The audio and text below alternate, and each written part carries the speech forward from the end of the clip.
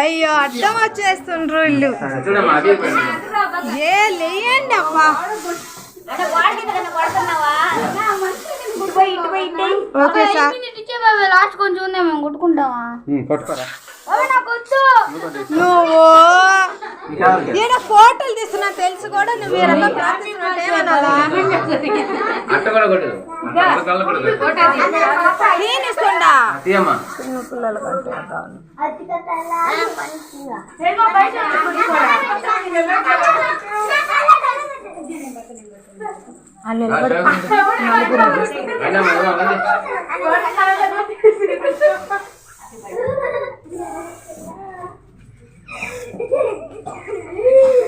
Happy birthday sir.